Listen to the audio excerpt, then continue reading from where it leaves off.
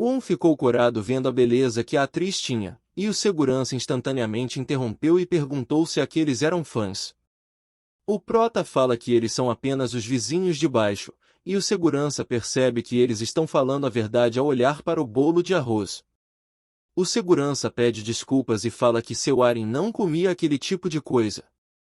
Em seguida, o segurança abre a porta e diz para Aren entrar, e ela entra enquanto dá uma última olhada nos irmãos. O prota fala que o comportamento do segurança tinha sido bem rude e diz para não prestar tanta atenção nele. Falou que aquele encontro tinha sido incrível, e o prota ficou confuso com a declaração de seu irmãozinho. Diz que Aren parecia uma sereia, e o prota pergunta a quem. Enquanto isso, está tendo a notícia de que vários atores famosos simplesmente não estão acordando. Aren está vendo essas notícias de seu celular e ela se pergunta como o mundo ainda está funcionando. Uma mensagem chega no celular dela: um ator conhecido deles morreu, e a pessoa que estava conversando com Aren pergunta se ela vai para a eulogia no dia seguinte, e ela diz que sim, já que aquela pessoa tinha cuidado muito dela. Aren pensou consigo mesma que ela provavelmente também estaria nesses artigos caso ela não tivesse recebido uma runa decente, e soltou um suspiro, enquanto pensava que nunca teria imaginado que um dia ela pensaria em um artigo sobre ela. Aren está se perguntando se teria conseguido chegar tão longe sem o patrocínio da companhia, já que tudo era organizado por eles, e o segurança pergunta à senhorita Aren sobre o que ela está pensando. O segurança fala para Aren que ela podia ser honesta com ele, e ela começa a falar que estava pensando sobre como o mundo acabou daquele jeito, e estava em dúvida sobre como os seres humanos conseguiriam sobreviver à próxima rodada. O segurança fala que Aren não precisa se preocupar porque ele estava ali, e pede para ela confiar nele e relaxar. Aren dá um sorriso e fala que é claro que vai confiar nele. Quando a companhia designou um gerente e um segurança para Aren, ela ficou cautelosa porque sentiu que eles só queriam observá-la. Mas se não fosse graças a ele, ela provavelmente teria morrido na primeira rodada. O segurança fala que vai protegê-la não importa o que aconteça e pede para ela não desistir. Em resposta, Aren pede obrigado pela atitude que ele teve, e ela também diz que aquele bolo de arroz que os irmãos levaram parecia delicioso. O segurança fala que ela vai ganhar peso se comer e diz para ela esquecer daquilo, porque eles só queriam conseguir algo dela, e não iriam sair de cima caso ela desse corda, e Aren pensa que eles não pareciam pessoas ruins. Aren diz para seu segurança que um daqueles garotos parecia ter mais de 15 anos, e fala que ele deve ter matado 100 goblins para sobreviver. Ela também diz que achou isso incrível, porque eles eram pessoas que passaram pela mesma coisa que eles e agiam como se não tivesse sido nada.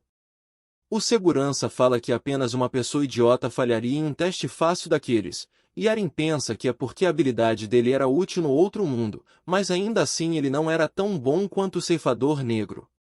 Na visão de Aren, o ceifador negro foi a pessoa que quase a fez sentir pena dos goblins, e ela fica se perguntando o que ele faz da vida. Aren também pensa que vai conseguir sobreviver à segunda rodada se trabalhar com alguém como ele. Ela afirma que só sobreviveu dessa vez por sorte, e se pergunta se vai conseguir sobreviver uma segunda vez. A cena muda para o dia 31 às 11 da manhã. Estava aspirando a casa quando o prota entrou.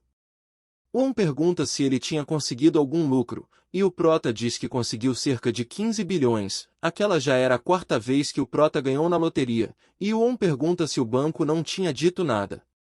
Nós vemos que o gerente perguntou como que o prota fazia para ganhar tantas vezes na loteria, e o prota disse que era por conta de uma mensagem divina em seus sonhos, fazendo o gerente morrer de inveja. Mal ele sabia que o nosso prota já tinha feito isso 100 vezes. Pergunta se o prota vai colocar tudo em Bitcoin novamente, e ele diz que sim, já que tinha aumentado tudo para 150 bilhões. Pergunta se eles não deveriam começar a retirar o dinheiro, e diz que estava com medo de perder tudo. O prota diz que ainda não era hora, e fala para ele não se preocupar que ele ia cuidar disso. Ele também fala para eles irem pegar algo para comer. E eles comeram e voltaram para casa ao anoitecer. A cena mudou para o dia 1º de janeiro às 11h55 da manhã. Estava preocupado com o prota e disse que ele definitivamente precisava voltar e sobreviver. O Prota diz para On não se preocupar e ir dormir, e fala que ele vai estar acordado assim que On abrir seus olhos, e ele se despede falando que estava indo agora. O corpo do Prota e de todos os participantes se materializaram no jogo novamente, e os jogadores estavam se perguntando onde eles estavam, já que o ambiente era diferente da primeira rodada. Uma das jogadoras notou o ceifador que obteve o primeiro lugar na primeira rodada, e o Prota pensa que todos o reconhecem, pelo menos julgando pela forma com que eles estavam se afastando. Youngmin também estava lá olhando para o Prota, e ele começou a se perguntar quando que o anjo apareceria. O anjo desceu do céu, e os participantes notaram que aquela era uma anjo diferente, e se perguntaram o que tinha acontecido. A anjo deu uma resposta a eles. Ela disse que a anjo responsável pela primeira rodada sofreu um acidente, e graças a isso não pôde comparecer. E a anjo disse com uma expressão sinistra que os humanos não precisavam se preocupar, e que ela os guiaria bem a partir de agora. Aquela anjo abre suas asas e diz que todos estavam ali, então ela podia anunciar o objetivo da segunda rodada.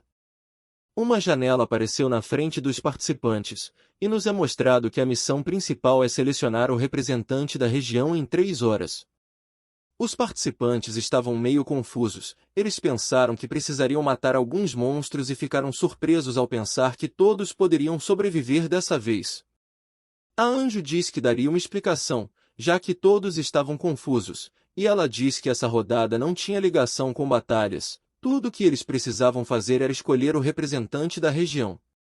Ao se tornar representante da região, a pessoa poderia usar essa autoridade para comandar outros humanos forçosamente, eles iriam rastejar ou até mesmo morrer, desde que você queira. Essa anjo diz que em 3 horas, todos receberiam seus bilhetes de votação, e com isso, eles poderiam selecionar a pessoa que se tornaria representante da região. Um figurante pergunta se realmente acabaria dessa simples maneira, e ela diz que sim. Depois que eles votarem, eles vão terminar essa missão e voltar para casa. Ela também ressalta que talvez essa seja como uma rodada de descanso para eles.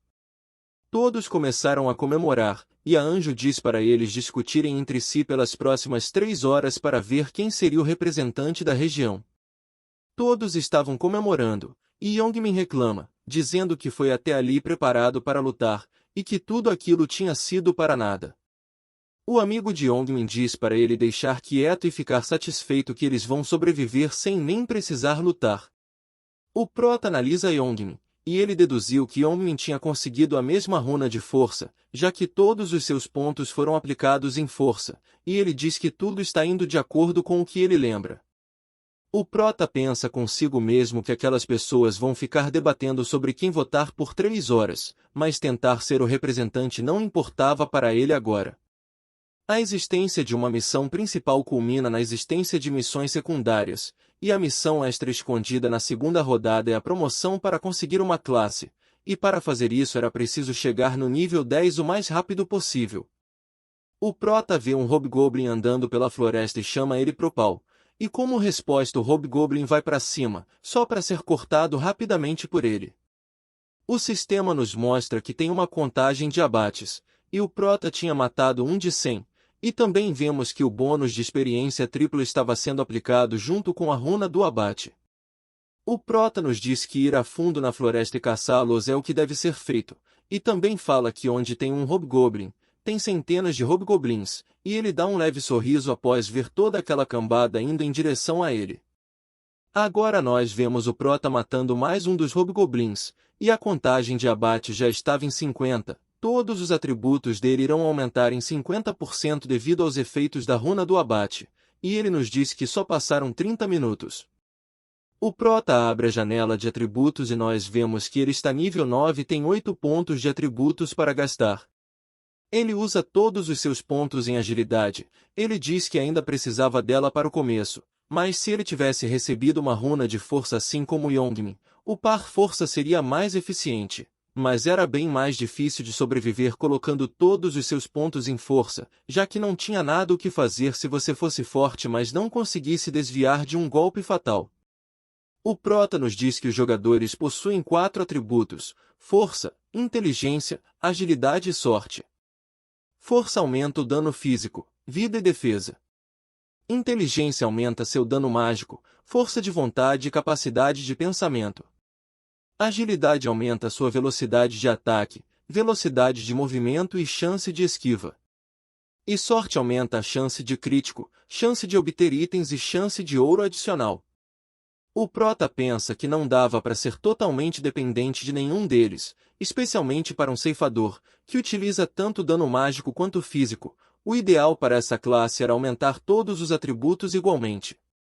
O prota notou algo de estranho atrás dele, alguém tinha o seguido. Ele não estava prestando atenção por estar caçando, mas parece que um corajoso realmente estava atrás dele, e ele diz que ninguém tinha o seguido em suas tentativas anteriores. O prota diz para a pessoa se revelar, e fala que se caso ela não se revelasse, era melhor escolher um deus e rezar. Uma jogadora se revela, e o prota a reconhece como aquela atriz, a seu Aren. Ele se pergunta o motivo dela estar o seguindo, e ela pede desculpas para ele. Nessa hora o segurança interfere e diz que eles não estavam o seguindo com más intenções, e esperava que o prota não ficasse bravo com eles. O prota ouve o nome do segurança, que se chama Sang-Shu, e pensa se ele é o mesmo homem que um dia foi o braço direito de Ma Jeonglock. Ma Jeonglock é o filho mais velho de uma das maiores companhias do país, e era o jogador com o apelido de Demônio Celestial, um dos alvos do protagonista. Ter Ma Jeonglock ao seu lado melhoraria seu crescimento em diversos aspectos, mas o que o prota realmente queria era a sacerdotisa que estava com ele durante a 20ª rodada. O prota pensa consigo mesmo que não esperava encontrar o braço direito de seu alvo tão cedo, e o reconhece como um homem que estava perto de seu Aren mais cedo. Ele para pensar que realmente tinha uma história sobre seu alvo patrocinar uma celebridade antes, mas acima disso, ele estava odiando como o futuro tinha mudado mais uma vez. O prota pergunta quando que eles começaram a seguir, e Aren fala que foi no começo. Assim que ele saiu de perto dos outros, ela só o viu caminhando perto da floresta e começou a segui-lo e ela pede desculpas caso isso tenha o irritado. O prota pergunta por que ela tinha o seguido, e Aren diz que é porque queria fazer uma oferta para ele. Aren diz que como ele tinha ficado em primeiro lugar na primeira rodada, ela ficou pensando se eles podiam cooperar. O prota suspira, e diz que cooperar é uma palavra utilizada quando os dois lados precisavam um do outro, mas ele estava indo muito bem sozinho, e diz para Aren e seu segurança não desperdiçar seu tempo com inutilidades, e fala que não tinha intenção de formar um time com eles. O segurança que estava apenas observando se perguntava o quão arrogante o prota conseguia ser, e Aren cai de joelhos após o prota ir embora. Ela diz que a pressão que o prota emanava era intensa demais, e diz que queria formar um time com o top 1, mas não funcionou como ela queria. Aren fala que estava até se sentindo um pouco mal, e o segurança diz que pessoas como o prota são muito orgulhosas para considerarem ter aliados. Ele também fala para ela não se sentir mal, e que eles estariam desperdiçando tempo correndo atrás de alguém como ele. Aren pergunta se o segurança quer caçar no restante do tempo que falta, e ele diz que não parece uma ideia ruim. A cena muda para um hobgoblin, e em seguida o prota pula para cima dele como se fosse um predador indo atrás de sua presa. O prota mata aquele hobgoblin e pensa consigo mesmo que nem precisava pensar sobre aquela proposta. A coisa mais importante naquele momento era aumentar o seu nível, e nós vemos que no fundo da floresta tinham alguns seres observando o prota. Esses seres são os gnolls, e o prota acha que é o seu dia de sorte por ter 5 deles de uma vez. Os gnolls partem para cima quase que imediatamente, e o prota se prepara e mata todos com apenas um corte. Após matá-los o prota atingiu o nível 10, e as condições para o avanço foram atingidas. Agora, o prota podia usar a loja, e o sistema revela que existe uma missão extra escondida. Essa missão extra consistia em progredir antes da votação, e a recompensa dessa missão seria um bilhete de 50% de desconto diário. O prota diz que as pessoas que veem essa missão extra pela primeira vez normalmente ficam confusas, e ele diz que ganhar uma classe é ótimo, mas o problema é que ninguém sabia como obter esse item de progresso. Os itens de progresso normalmente podiam ser obtidos após cumprir condições especiais. Guerreiros precisavam aumentar sua força até no mínimo 10 e matar 30 monstros dentro da mesma hora para obter seu item de progresso. Os berserkers precisavam caçar por um período de tempo enquanto sangram. Os assassinos precisavam esfaquear com sucesso monstros múltiplas vezes. Ou seja, é necessário realizar ações relacionadas às suas classes para obter seus itens de progresso. No começo, o prota caçou monstros repetidamente e correu deles pela floresta, e isso deu a classe de caçador. Mas ele ficou apenas na classe ceifador da morte depois de descobri-la. O prota usa o item de progresso, e o sistema diz que a classe não podia ser alterada, então tinha que ser escolhida com cuidado. O prota diz que não tem nem por que pensar nisso e aceita usar o item, progredindo novamente para a classe de ceifador da morte. Como recompensa, o prota obteve a runa do ceifador da morte, e seu efeito é que durante o dia, seus ataques com a arma eram dobrados, e durante a noite, a velocidade de ataque aumentava em 50%. A runa foi impressa automaticamente no corpo do prota, e como recompensa de progresso ele obteve a foice do ceifador da morte. O prota completou a missão extra e obteve o bilhete, seu rank também aumentou de iniciante para aprendiz. Naquele jogo, os jogadores eram divididos em 6 ranks, que são esses que vocês estão vendo na tela. Eles sempre ganhavam alguma coisa quando subiam de rank, podia ser uma nova habilidade, desbloquear uma nova função, talvez até um item, e o prota aprendeu uma habilidade chamada Insígnia da Morte. O prota foi o primeiro jogador a avançar e ganhou uma bolsa de ouro aleatória e uma habilidade neutra chamada Rastrear como recompensa. Essa habilidade é bem simples, ela rastreia a localização do alvo desejado. No entanto, o rosto e apelido deviam corresponder a um alvo válido. O prota decide testar essa habilidade, e ele a usa no Yongmin. O sistema fala que ele estava a 190 metros do prota. O prota fala que Yongmin tinha entrado na floresta, e nos diz que ele estava a 2 km de distância na última tentativa, e ele decide dar uma olhada no que Yongmin estava aprontando. A cena muda para Aren e o segurança, ela cai no chão por estar exausta e diz que não consegue correr mais. Seu segurança fala que eles não podiam ser pegos, e diz que Aren precisava correr mesmo que doa, e ele diz que mesmo que o corpo dela se machuque naquele mundo, o do mundo real estava intacto, e fala para eles apenas darem uma forma de sobreviver para voltar para casa. Aren fala que entendeu, e que ia tentar aguentar, mas nesse momento eles ouvem uma voz e viram seus rostos. O dono da voz era esse filho de uma puta do Yongmin, e ele diz que parece que ela ainda não estava machucada o suficiente. O segurança faz um som de desaprovação enquanto pensa que eles foram pegos por conta daquela vadia maldita, e que eles não tinham escolha a não ser lutar agora. Yongmin chama o segurança de velhote e fala para ele ver a quantidade de pessoas com quem eles iriam lutar. O segurança pergunta o motivo do grupo de Yongmin estar correndo atrás deles, e Yongmin diz que eles não fizeram nada, e eles só queriam uma coisa. Essa coisa que eles queriam é a garota. Yongmin ainda ressalta que eles não ligam para o segurança, e só para seu Aren. Seu Aren fica com uma expressão de medo, e Yongmin diz que pouparia o segurança se ele deixasse a seu Aren. O segurança pensa que se ele tivesse dito isso antes, a abandonaria sem pensar 2 vezes, e diz que não pretendia morrer por conta daquela mulher. Só tinha um problema: se ele não pudesse proteger Aren, iria desapontar o diretor Jeonglok. Yongmin nota a pose do segurança e pergunta se ele vai querer lutar, e o segurança fala que o que ele está fazendo é crime. Yongmin começa a rir e diz que aquele cara era engraçado, e pergunta quais tipos de leis existiam ali dentro. Ele fala para o segurança ir e denunciá-lo, mas pergunta que prova que ele tinha, e diz que talvez aquele nem seja seu rosto original. O segurança diz para si mesmo que Yongmin estava enganando, mas estava correto, e pensa que não vai ter como fazê-lo recuar só com palavras, ele não tinha escolha além de lutar. Mas o segurança olha para o lado e vê o ceifador negro. Yongmin se pergunta quando que o prota tinha chegado ali, e o prota pergunta o que eles estavam fazendo naquele lugar e pergunta qual era a situação. O segurança fala que Yongmin e seu grupo estavam mirando na Aren e os emboscaram, e pede ajuda do ceifador negro, dizendo que estará em débito caso o ajude. O Prota pergunta se aquilo é verdade, e Yongmin tenta mudar de assunto, falando que o problema não é do Prota. O Prota começou a andar para frente de seu Arin e do segurança, e diz que aqueles eram conhecidos dele, e Yongmin começa a ficar acuado. Então o Prota puxou sua foice e disse que não conseguia ignorar uma pessoa ferida. Yongmin parece querer recuar, e tanto o segurança quanto Arin pedem obrigado pelo Prota defendê-los.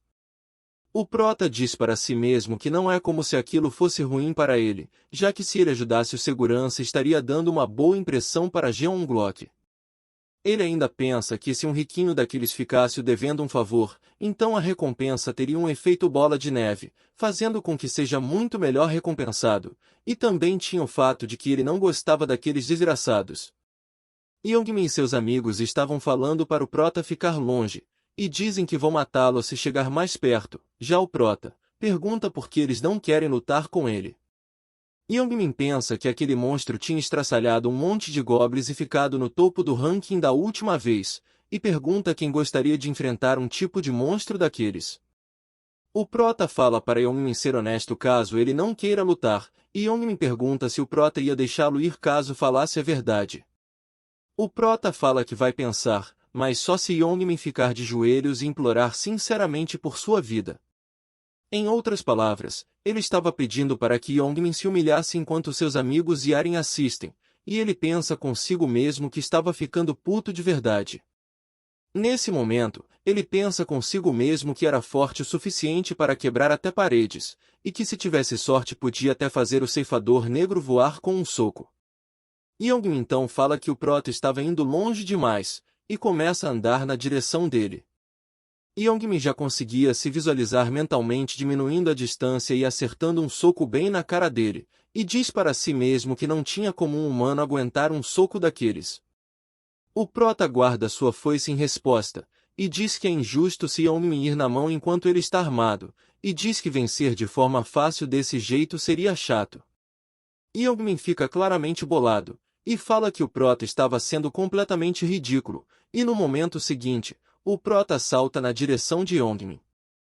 Yongmin pensa que o Prota é muito burro por se expor daquele jeito, e dá um golpe na direção dele. O Prota, por outro lado, desvia e dá um belo chute na barriga de Yongmin. Yongmin cai no chão e começa a xingar o Prota, e toma um chute na cara como resposta.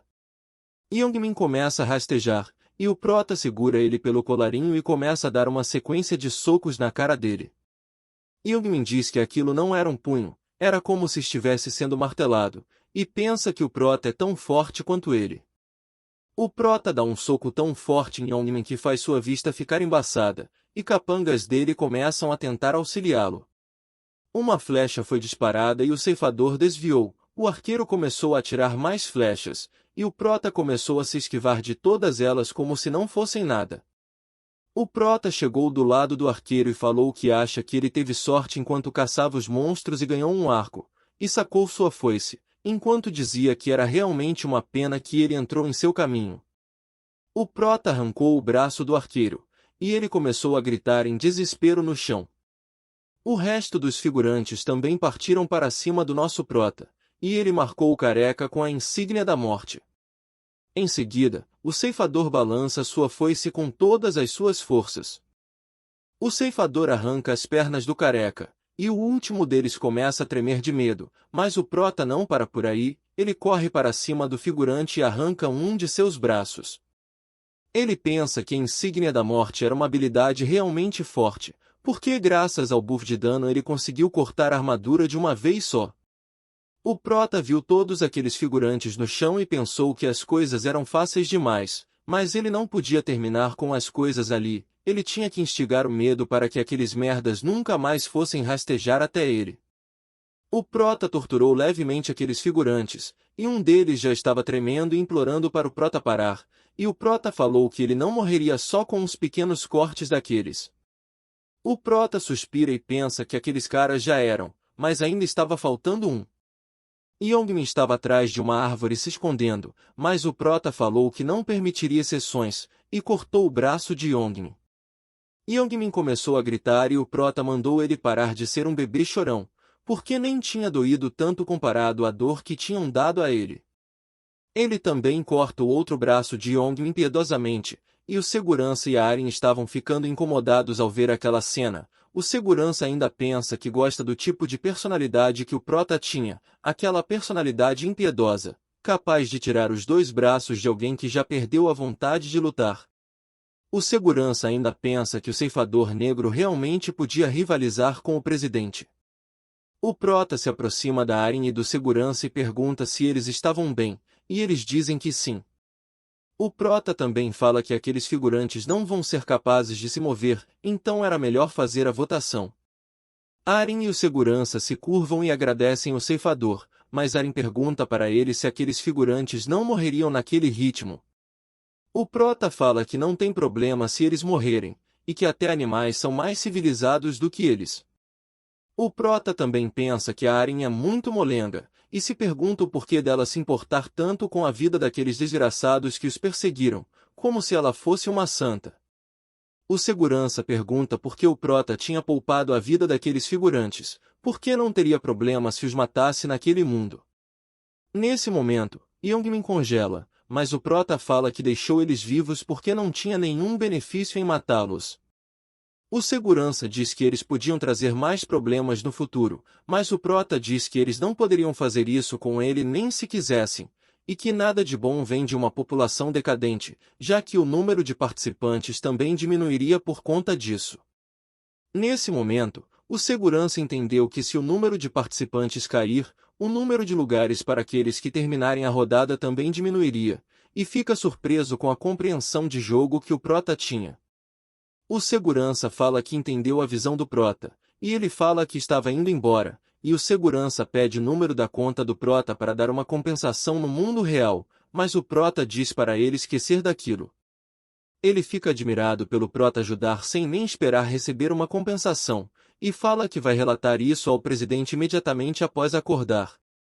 O segurança olha para Yongmin no chão, e dá uma cuspida nele. Ele pensa que apesar de querer realmente matá-lo não fará isso, porque assim como o prota disse, não vai ter benefícios.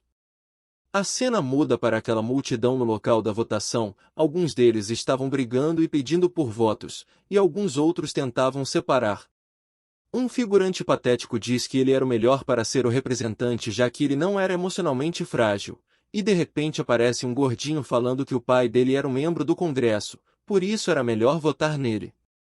No meio de toda essa discussão, um figurante chamado Garoto Chocomenta fala que eles não deveriam desperdiçar o tempo deles dessa forma e deveriam escolher logo alguém digno para votarem. Um dos figurantes pergunta se o Chocomenta tem alguma sugestão, e ele diz que tinha uma solução. Esse cara está pensando em como eles pareciam patéticos seguindo suas palavras, e que isso era tudo graças à sua runa persuasiva. O figurante diz que quando conseguiu aquela runa ficou um pouco desapontado, porque não tinha como ela funcionar com monstros que eram incapazes de conversar. Mas ele convencia as pessoas a ajudar as outras, apenas para roubar os goblins dos outros, e ele conseguiu passar da primeira rodada facilmente graças a isso. Ele também pensa que se as coisas continuarem desse jeito, se tornar o representante seria fácil. A primeira coisa que o Chocomenta faz é dizer para eles reduzirem os candidatos em 5 pessoas, e depois escolher entre elas, e os figurantes concordam com ele. Chocomenta fala para eles reduzirem as opções primeiro, e diz que se eles quisessem recomendar alguém, bastava levantar sua mão. O figurante que disse que o pai dele era membro do Congresso instantaneamente levantou sua mão, mas o Chocomenta fala que eles não podiam recomendar a si mesmos, e ele enquanto pensa consigo mesmo que persuadir aquelas pessoas era muito fácil. Os figurantes pensam que era difícil de escolher alguém para votar sem ser eles mesmos, e o Chocomenta pensa que se eles continuarem assim as coisas voltariam para aquele que começou aquilo tudo. O primeiro figurante recomenda o Chocomenta, porque ele era alguém com boa liderança e pensamento lógico. Em seguida os figurantes escolheram o primeiro, segundo e terceiro lugar no ranking, e o Chocomenta diz que eles ainda tinham uma vaga, mas como ninguém tinha mais recomendações eles decidiram fechar com os 4 candidatos. Chocomenta fala para aqueles que foram escolhidos fazerem um discurso, e alguém o interrompe quando ele estava fazendo o seu. Quem tinha o interrompido foi o segundo no ranking da região, o homem que se chamava A Vida é um Documentário. O segundo no ranking disse que o Chocomenta já estava falando merda demais, e pergunta para o Chocomenta se ele acha que a vida é fácil o suficiente para convencer as pessoas usando apenas algumas palavras. O garoto Chocolate com Menta ficou nervoso, pensando que sua habilidade tinha sido descoberta, e o top 2 ficava cada vez mais agressivo. Chocomenta tenta persuadir o segundo no ranking, mas isso só o faz ficar mais estressado. Chocomenta finalmente entendeu que sua habilidade não ia funcionar nele, e o senhor documentário fala que vai matar todo mundo caso não votem nele. O Chocomenta tenta fazer as pessoas irem contra o documentário, e ele fica extremamente irritado. O documentário virou e cortou a garganta do Chocomenta, e dessa vez ele verdadeiramente entrou em desespero, ou melhor, ele conheceu a morte. O documentário fala que se não votarem nele vai mandar geral de arrasta pra cima, e os figurantes começam a entrar em desespero, chamando ele de assassino. O documentário, por outro lado, estava pouco se lixando para aquilo, e diz para todos irem para cima dele. Um figurante chama o documentário de maluco, e ele fala que iria para cima, já que os figurantes estavam cagados de medo. E ele realmente foi para cima cortando todo mundo. Ele ainda pensa que aquela sensação era incrível. Não tinha polícia, nem repórteres, nem câmeras. Ele fica satisfeito sabendo que podia matar quantas pessoas quisesse. O documentário fala que se não votassem nele, ele iria exterminar todos na próxima rodada, e os figurantes ficaram cheios de medo. Ele pensa consigo mesmo que agora todos iriam votar nele, já que ele estava controlando as pessoas pelo medo, e nos diz que a primeira coisa que ele iria fazer quando se tornasse líder era matar o ceifador negro. A cena muda para o Prota. Ele matou 265 monstros, e a runa já estava completa. O Prota já estava no nível 16, e ele fala que a frequência com que seu nível aumentava era menor conforme ele subia, já que seu nível só aumentou 6 vezes mesmo após matar mais de 200 monstros. Ele pensa consigo mesmo que o lado bom é que a caça era mais fácil, já que ele tinha a runa do caçador e a do abate. Ele então diz que chegou a hora de ir, e nos é mostrado que a hora da votação chegou, e que todos os jogadores seriam invocados para o ponto de início.